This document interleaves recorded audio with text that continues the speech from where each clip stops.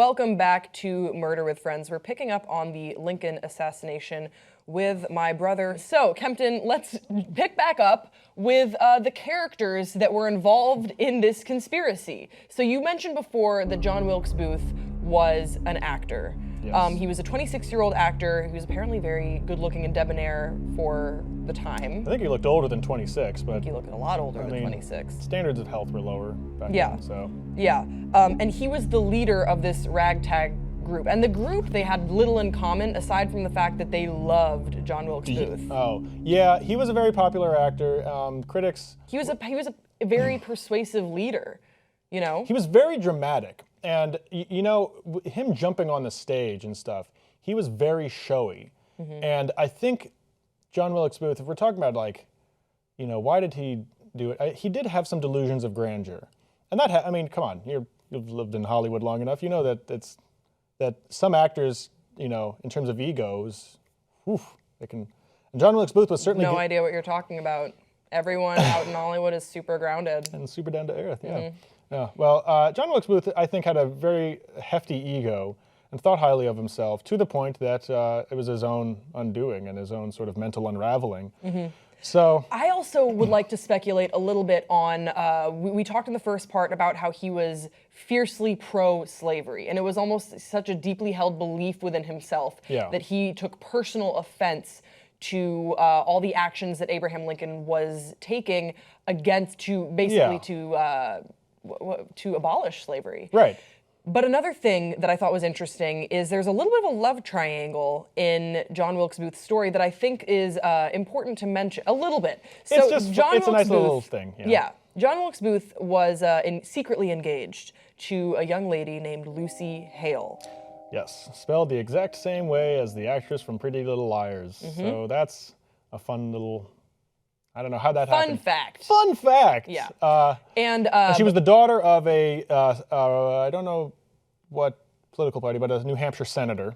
Yeah, and also she was pro-abolition for sure, and it became it became a major point of contention within their relationship. And then but they still were together. Like Lucy Hale knew nothing about John Wilkes Booth, and obviously she didn't know and the conspiracy, but. I'm racking through my brain. I'm like, boy, they must have had very passionate sex or something to keep the relationship going. How does a pro-slavery and an anti-slavery person, how do they secretly get engaged? Right. They were I think engaged. it's very That's foreign to us now, but in those days and age, it was sort of like a political disagreement. Many abolitionists, you know, like many Quaker abolitionists and other people from states like Massachusetts, from the far north and stuff, they did sort of see it as a blatant human rights abuse. But there were plenty of Americans at that time who were on the fence, who recognized the sort of rock and a hard place. And a lot of people did sort of, like the South had sadly built its entire economy around slavery. I mean, it was called the peculiar institution. So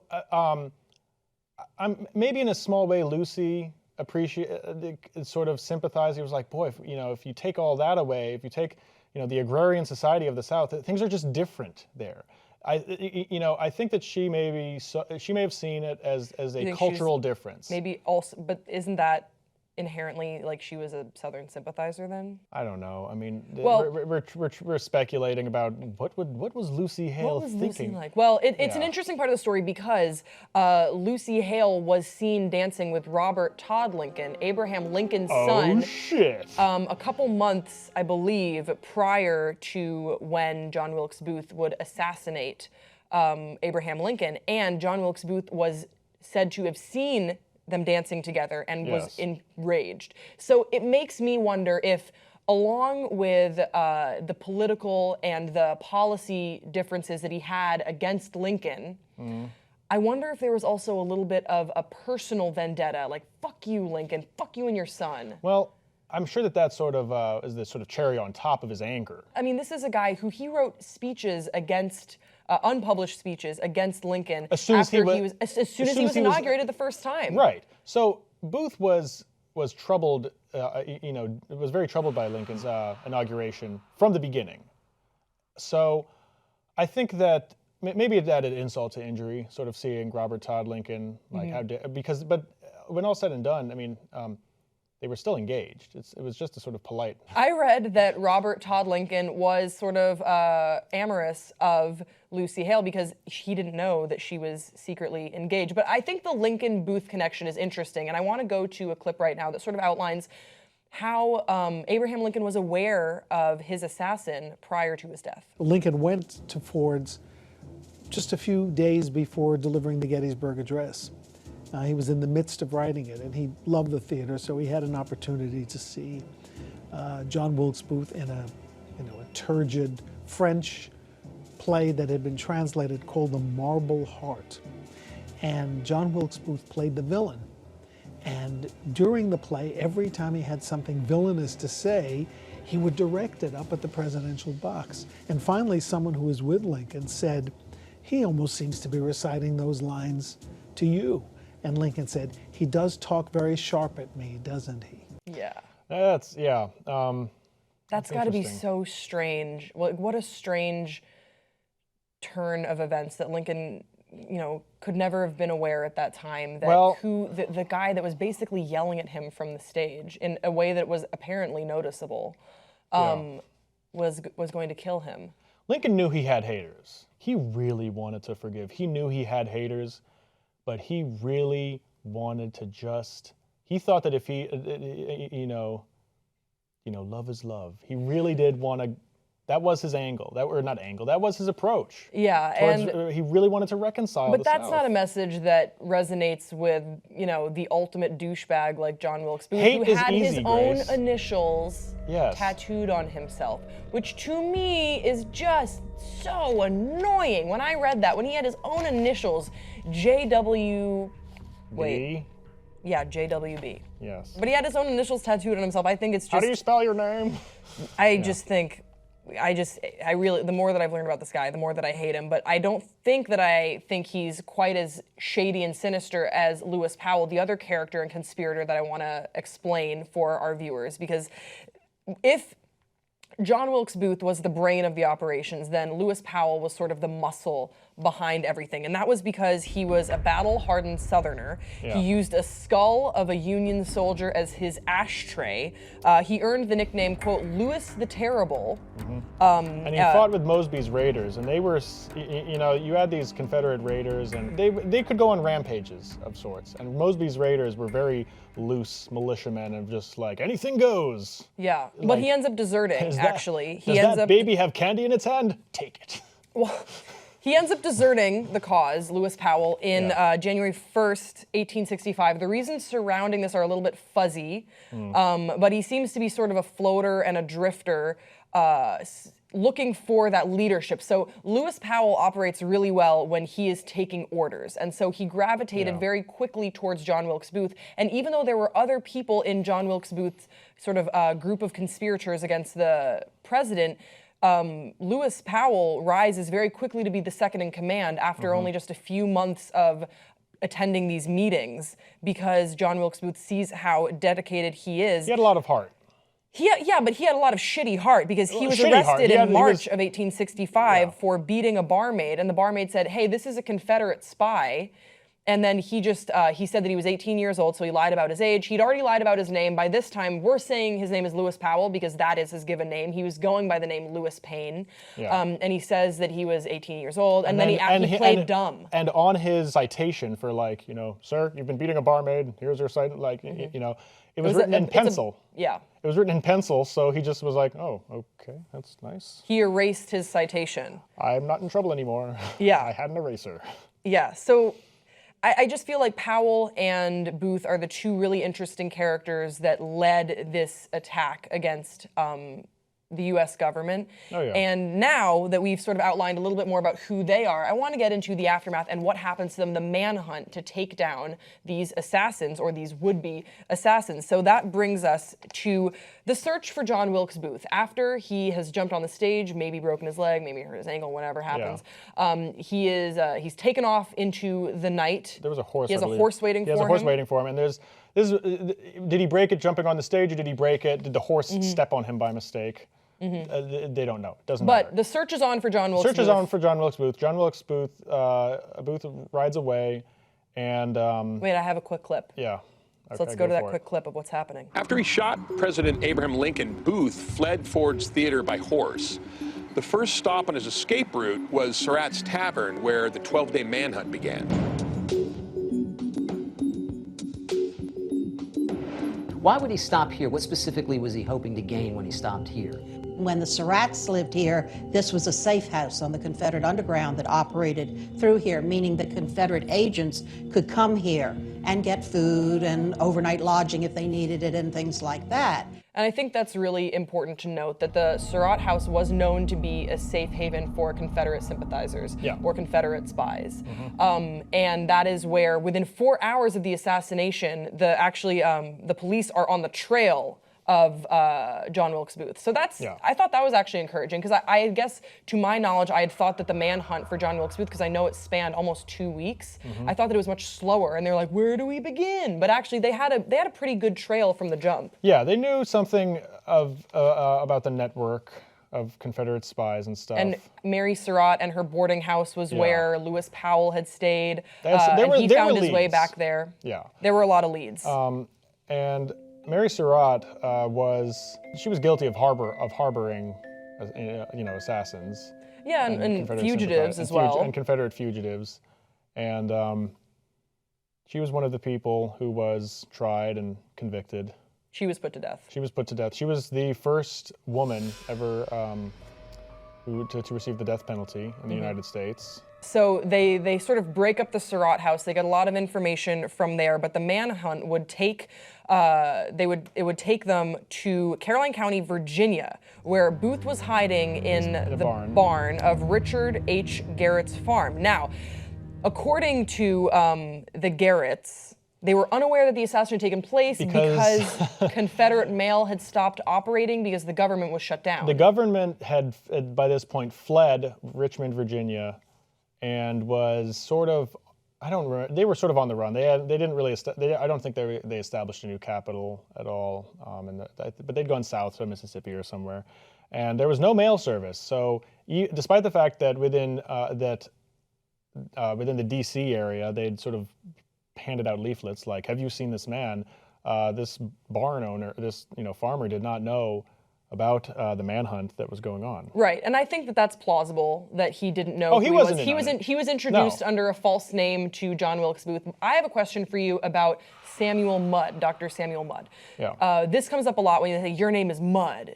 That's not true. Okay. That is a misnomer. It was, Samuel Mudd was the person who put a splint on John Wilkes Booth's broken leg. Within hours after the assassination. Within hours, and it's sort of foggy whether he wasn't put to death. No, he was not. But there was a few raises. He was sort of there were a few sort of people along the way within the conspiracy who were in a gray area. And he was one of them. He was later pardoned by Andrew Johnson. But the whole thing of like, your name is Mudd, it's sort of teasing. So that's not true? No, it's been around, it predates the 1860s. Do you believe that he knew who John Wilkes Booth was when he came in to set the leg? Well, I don't know. Because, it's funny, and there's an episode of The West Wing that touches on this, about whether a doctor has a duty to treat someone no matter who they are, the Hippocratic Oath and stuff. So and I think that's one of the reasons why. So maybe Samuel Mudd did know, but he felt that his duty as a doctor superseded turning Booth in. Right, and that was maybe something that was a little bit foreign. It was a situation they hadn't dealt with at that time before. But it exists today. Doctors are faced with this ethical dilemma all the time, and there's no clear-cut answer. So basically, Booth is tracked down at the barn for the farmer, Garrett's farm, where he didn't know Garrett didn't know him. Garrett had no idea what was going on, but he certainly got an idea when the Union troops close in on April 26th, and they set the barn on fire because they were trying to get Booth out. They were instructed to take Booth alive. However, Sergeant Boston Corbett, I guess, gets another idea, and he shoots him in the neck. despite orders. Yeah, they had ordered Booth. They'd ordered to take Booth alive, and maybe under the circumstances, he didn't want to take any chances. I think a lot of people were angry with him. A lot of people hated John Wilkes Booth. This was a period of very high tension immediately following the assassination. Yeah, especially for Union troops. So John Wilkes Booth ends up dying, and in total, 8 other conspirators would be tried and found guilty in the plot to assassinate Lincoln. Powell, Harold, Atzerodt, and Mary Surratt were hung. They were killed. They were all and then following the death of the main conspirators that we've outlined today, they seized a letter from John Wilkes Booth's sister, and I want to read an excerpt from it that John Wilkes Booth had instructed only was to be read following his death. He says, "I know how foolish I shall be deemed for undertaking such a step as this, where on one side I have many friends and everything to make me happy. To give up all seems insane, but God is my judge. I love justice more than I do a country that disowns it, more than fame or wealth." And now the country mourns Lincoln, and truly there's so much disdain for John Wilkes Booth, and I'm looking up this time. So if you could just sum up for our viewers to end this segment, what is the legacy of Lincoln and John Wilkes Booth? Lincoln had a very optimistic inaugural address, and this idea of reconciliation with malice towards non-reconstruction, Booth destroyed that, any possibility of that being the reality. And Johnson assumed the presidency, and Andrew Johnson was from Tennessee and hoped to continue an unconditional reconstruction and readmit the states, the Confederate states, back into the Union as quickly as possible. But I think that there were a lot of Republicans in the Senate and House who were so angered by Lincoln's by his assassination that it was called the Radical Republicans, and they wanted to punish the South in the worst way. And so there were occupying armies from 1865 to 1876. The Reconstruction involved basically Union troops calling the shots, occupying the South for 11 years. And that did not foster an atmosphere of trust in the Southern states. And to this day, we definitely see that. There is the cultural differences between the southern United States, and I guess to a certain extent Western states, but certainly Confederate states and northern states. It really has never been fully healed, there was the Reconstruction was it meant well, but it did not carry on in, I think, quite the spirit that Lincoln may have intended. And even if we remember Lincoln the person as almost a saint within U.S. history, most historical scholars consistently rank him as the best president. He is a presidential martyr. We've had a lot of presidents who were assassinated. Not even JFK reaches martyrdom status. I mean, there are churches, many churches, that have Lincoln as a stained glass window right alongside the saints. He really did achieve life after death, and it sucks that the person, his legacy, serves to inspire, but everything that he'd hoped for in terms of Reconstruction and bringing the nation back together, it's still a far cry. We're still a ways away from that, which is a real pity. Yeah, wow. All right, guys, that was the Lincoln assassination. We want to hear from you in the comments section below. Had you heard this side of the story before? Were there things that maybe you learned in history class that we didn't get a chance to mention? Don't forget to subscribe to this channel, and we'll see you next time on Murder with Friends.